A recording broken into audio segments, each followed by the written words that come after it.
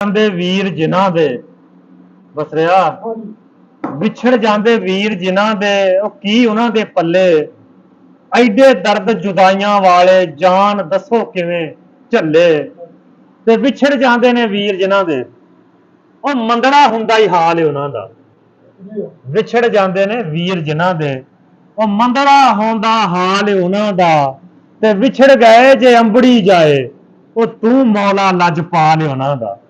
ਤੇ ਮੇਮ ਸਾਹਿਬ ਨੇ ਕਿਹਾ ਵੀਰ ਵੀਰਾਂ ਦੇ ਦਰਦੀ ਹੁੰਦੇ ਵੀਰ ਵੀਰਾਂ ਦੀਆਂ ਬਾਹਾਂ ਉਹ ਸਜਣਾ ਬਾਜ ਮੁਹੰਮਦ ਬਖਸ਼ਾ ਉਹ ਸੁੰਜੀਆਂ ਲੱਗਦੀਆਂ ਥਾਵਾਂ ਸਜਣਾ ਬਾਜ ਮੁਹੰਮਦ ਬਖਸ਼ਾ ਸੁੰਜੀਆਂ ਲੱਗਦੀਆਂ ਥਾਵਾਂ ਤੇ ਵੀਰ ਪਿਆਰੇ ਫਿਰ ਨਹੀਂ ਲੱਭਦੇ ਉਹ ਵੀਰ ਹੁੰਦੇ ਮਾਂ ਜਾਏ ਵੀਰ ਪਿਆਰੇ ਫਿਰ ਨਹੀਂ ਲੱਭਦੇ ਉਹ ਵੀਰ ਹੁੰਦੇ ਮਾਂ ਜਾਏ ਤੇ ਵੀਰਾਂ ਬਾਜ ਮੁਹੰਮਦ ਬਖਸ਼ਾ ਉਹ ਕਿਹੜਾ ਦਰਦ ਵੰਡਾਏ। ਮੱਖਣ ਜੱਟ ਜੀ ਦੇਸ਼ ਪੰਜਾਬ ਦਾ ਕਲਚਰ ਲੈ ਕੇ ਹਾਜ਼ਰ ਆ ਜੀ।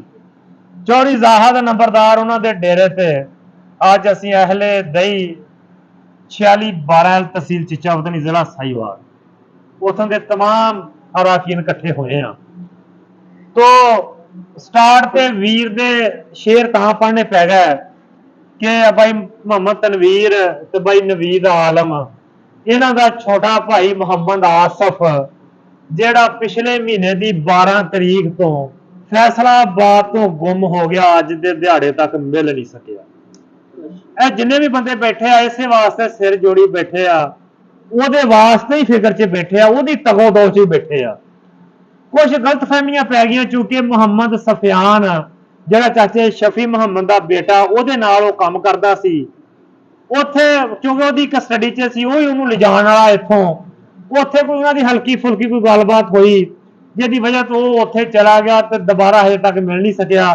ਕੁਛ ਨਾ ਦੋਵਾਂ ਦੇ ਗੁਆਂਢੀ ਵੀ ਆ ਅਹਿਲੇ ਮਹੱਲਾ ਵੀ ਆ ਚੱਕ ਵੀ ਇੱਕ ਹੀ ਆ ਇੱਕ ਦੂਜੇ ਦੇ ਲੱਗਦੇ ਲੈਂਦੇ ਵੀ ਆ। ਕੁਛ ਗਲਤਫਹਿਮੀਆਂ ਪੈ ਗਈਆਂ ਜਿਨ੍ਹਾਂ ਦੀ ਵਜ੍ਹਾ ਤੋਂ ਕੁਛ ਥੋੜੀ ਬਹੁਤੀ ਕਾਨੂੰਨੀ ਚਾਰਾਜੋਈ ਵੀ ਦੋਨਾਂ ਦੇ ਦਰਮਿਆਨ ਹੋ ਗਈ ਤੇ ਆ ਭਰਾਵਾਂ ਦੀ ਮਦਦ ਨਾਲ ਇਹਨਾਂ ਦੀ ਕੋਸ਼ਿਸ਼ ਨਾਲ ਚੌਧਰੀ ਜ਼ਾਹਲ ਮਹਿਬੂਬ ਨੰਬਰਦਾਰਾਂ ਦੇ ਡੇਰੇ ਤੇ ਬਾਬਾ ਮੰਦਾ ਆ ਚਾਚਾ ਇਬਰਾਹਿਮ ਬੈਠਾ ਇਹਨਾਂ ਦੀਆਂ ਕਾਬਸ਼ਾਂ ਨਾਲ ਇਹ ਦੋਵੇਂ ਪਾਰਟੀਆਂ ਦੋਵੇਂ ਭਰਾ ਫਿਰ ਰਲ ਕੇ ਉਹਨੂੰ ਲੱਭਣ ਵਾਸਤੇ ਮੁਤਫਿਕ ਹੋ ਗਏ ਆ। ਇਹਨਾਂ ਨੇ ਕੁਝ ਮਾਮਲਾ ਤੈਅ ਪਾਏ ਆਏ ਚਲੋ ਮੈਂ ਇੱਥੇ ਗੋਸ਼ ਗੁਜ਼ਾਰ ਕਰ ਦਿੰਦਾ ਤੇ ਚੂੰਕਿ ਮੁਹੰਮਦ ਸਫਿਆਨ ਹਵਾਲਾ ਚ ਉਹਦੀ ਰਿਹਾਈ ਵਾਸਤੇ ਕੁਛ ਮਾਮਲਾ ਤੈਅ ਪਾਏ ਆ। ਉਹ ਇਹ ਪਾਇਆ ਕਿ ਪਹਿਲਾਂ ਜਿਹੜੀ ਇਹਦੀ ਸ਼ਰਤ ਇਹ ਹੀ ਆ ਕਿ ਮੁਹੰਮਦ ਸਫਿਆਨ ਹੁਣ ਰਿਹਾ ਕਰਾਤਾ ਜਾਏਗਾ ਲੇਕਿਨ ਇੱਕ ਗੱਲ ਹੈ ਆ ਇਹ ਤਨਵੀਰ ਦਾ ਇਹ ਜਨਾਬ ਵਸੀਮ ਦਾ ਤੇ ਨਵੀਦ ਆਲਮ ਦਾ ਤੇ ਮਾਸ਼ਰ ਮੁਹੰਮਦ ਅਸ਼ਫਾਕ ਦਾ ਮਾਸ਼ਰ ਮੁਹੰਮਦ ਅਸ਼ਫਾਕ ਤੇ ਚਲੋ ਸਾਂਝਾ ਬੰਦਾ ਦੋਵਾਂ ਦਾ ਉਹਨੂੰ ਦਰਦ ਵੀ ਆ ਉਹਦਾ ਤੇ ਜਿਹੜਾ ਬੰਦਾ ਹਵਾਲਾ ਚ ਉਹਦਾ ਵੀ ਦਰਦ ਆ ਉਹਨੂੰ ਤਾਂ ਦੋਵਾਂ ਦਾ ਇੱਕੋ ਜਿਹਾ ਹੀ ਦਰਦ ਆ। ਇਹਨਾਂ ਨੇ ਪਹਿਲੀ ਸ਼ਰਤ ਇਹ ਰੱਖੀ ਆ ਕਿ ਅਗਰ ਅੱਲਾ ਨਾ ਕਰੇ ਸਫਿਆਨ ਦਾ ਕੋਈ ਵਿੱਚ ਹੱਥ ਹੋਇਆ ਤੇ ਕਾਨੂੰਨੀ ਚਾਰਾ ਜੀ ਜਿੱਥੋਂ ਰੋਕੀ ਉੱਥੋਂ ਫਿਰ ਸ਼ੁਰੂ ਕਰਤੀ ਜਾਏਗੀ। ਠੀਕ ਹੈ ਜੀ ਨੋਟ ਹੋ ਗਈ ਗੱਲ। ਦੂਸਰਾ ਇਹ ਹੈਗਾ ਵਾ ਕਿ ਦੋਨੋਂ ਫਰੀਕੈਨ ਪਾਬੰਦ ਹੋਣਗੇ ਖਲੂਸ ਨੀਅਤ ਨਾਲ ਮੁਹੰਮਦ ਆਸਫ ਨੂੰ ਲੱਭਣ ਵਾਸਤੇ।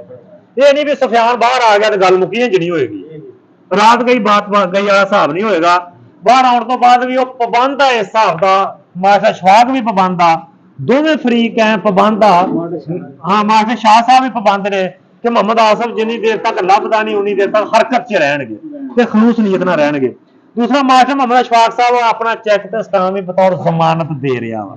ਤੀਸਰਾ ਇਹ ਆ ਕਿ ਇਹਨਾਂ ਨੇ ਸ਼ੱਕ ਦੀ ਬਣਾ ਤੇ ਕਾਰਵਾਈ ਕੀਤੀ ਸੀ ਜਦੋਂ ਮਾਮਲਾ ਤੈਅ ਪਾ ਗਿਆ ਉਹ ਆਪਦੀ ਸ਼ੱਕ ਵਾਪਸ ਕਰਦੇ ਆ ਮੁਤਮਿਨ ਹੋ ਗਏ। ਹਾਂਜੀ ਇਹ ਜਨਾਬ ਇਹਨਾਂ ਦੇ ਮਾਮਲਾ ਤੇ ਸਾਰੇ ਤੈਅ ਪਾ ਗਏ ਆ।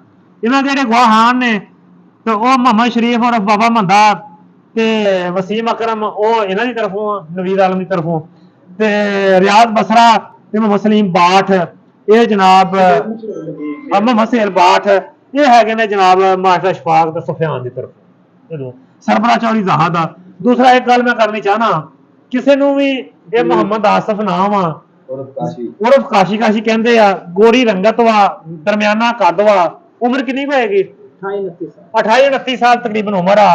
ਬਹੁਤ ਚੁਸਤ ਚਲਾਕ ਨਹੀਂ ਹੈਗਾ ਥੋੜਾ ਜਿਹਾ ਸਿੱਧਾ ਬੰਦਾ ਵਾ ਸਾਦਾ ਬੰਦਾ ਕਹਿ ਲੋ ਬਿਲਕੁਲ ਵੀ ਜ਼ਹਿਨੀ ਤਵਾਜ਼ਨ ਖਰਾਬ ਨਹੀਂ ਹੈਗਾ ਥੋੜਾ ਜਿਹਾ ਸਾਦਾ ਵਾ ਸਿੱਧਾ ਵਾ ਬੰਦਾ। ਉਹ ਕਿਸੇ ਨੇ ਅਗਰ ਡਿੱਠਾ ਹੋਵੇ ਵੇਖਿਆ ਹੋਵੇ ਇਹ ਨੰਬਰ ਦਿਆਂਗੇ ਇਸ ਤੇ ਇਤਲਾਹ ਦਿਆ ਜੇ ਸਦਕਾ ਜਾਰੀਆ ਵਾ ਜਿਹੜਾ ਬੰਦਾ ਇਤਲਾਹ ਦੇਗਾ ਉਹਨੂੰ ਅੱਲਾ ਦੀ ਜ਼ਾਤ ਅਜਰ ਦੇਗੀ। ਤੋ ਇਹਦੇ ਨਾਲ ਅਸੀਂ ਦੁਆ ਗੋਆਂ ਜੇ ਨੰਬਰ 0300 87 95 369 लिख भी देंगे 0300 87 95 369 बगैर उत्ते लिख भी देंगे हैडिंग भी दे देंगे।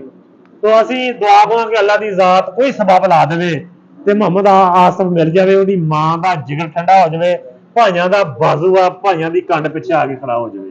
ये चौड़ी इजाहत नंबर तो डेरे तो तमाम शुरका मक्खन जाना ज्यादा चाहता। अस्सलाम वालेकुम अल्लाह।